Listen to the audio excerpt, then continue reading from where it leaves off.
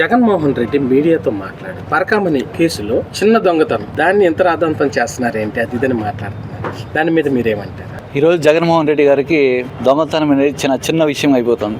ఎందుకంటే గత 5 సంవత్సరాల్లో రాష్ట్రాన్ని దోచేశాడు. రాష్ట్రాన్ని దోచిన దాంట్లో పర్సంటేజ్ తీసుకుంటే ఆయన చెప్పిన నిజమే, 0.1% కూడా కాదు ఆయన ఇప్పుడు తెలుస్తూ ఉండేది. కాబట్టి అంత దొంగ అన్ని రకాలుగా దోచుకున్నటువంటి అన్ని రంగాల్లోనూ దోచుకున్నాడు, రాష్ట్రాన్ని దోచుకున్నాడు. అసలు ఆయన సీఎంగా కాకముందే వాళ్ళ నాన్న సీఎంగా ఉన్నప్పుడే దోచుకొని ఇప్పటికీ కేసుల్లో కోర్టులు తిరుగుతున్నాడు. కాబట్టి దొంగలకి పోయి దొంగతనం చేసింది చిన్న విషయంగానే అనిపిస్తుంది, అది పెద్ద విషయంగా అనిపిస్తుంది. సార్ ఇప్పుడు ఆయన జగన్మోహన్ రెడ్డి ఏమన్నా అంటే $9.72 ఏంటి అది ఇదని మాట్లాడుతున్నారు. అసలు $9.72 అని మాట్లాడడం అసలు ఏంటి?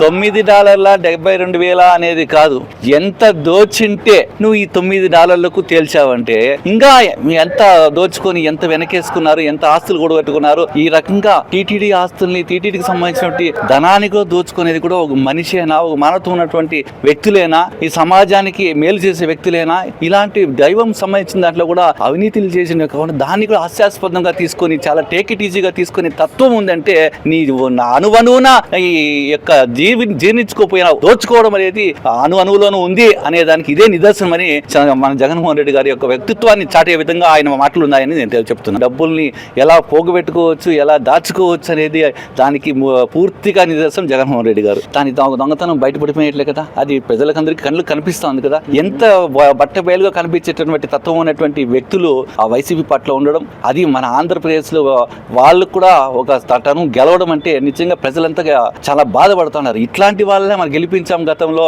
ఇలాంటి వాళ్ళు ఇంకా ఈ రాష్ట్రంలో ఉండారా, ఇంకా ఈ రాష్ట్రాన్ని ఇంకా ఎంత దోచుకోవాలనుకుంటున్నారు, ఇంకా ఏ విధంగా దీన్ని నాశనం చేయాలనుకుంటున్నారు రాష్ట్రాన్ని అనే బాధ ప్రజలంతా కనిపిస్తూ ఉంది. ఇది నిజంగా ఇప్పటికైనా వాళ్ళు గుణపాఠం తెచ్చుకొని మారి ఇంకా తప్పు కప్పిపుచ్చుకునే విధంగానే ఇంకా వాళ్ళ క్యారెక్టర్ ఉండేది ఉంది అంటే నిజంగా చాలా బాధాకరం. ఇలాంటి నాయకులు నిజంగా ఇంకా భూస్థాపితం చేసే రోజులు రాబోయే రోజుల్లో ఉంది అనుకో తెలియజేసుకుంటున్నాను.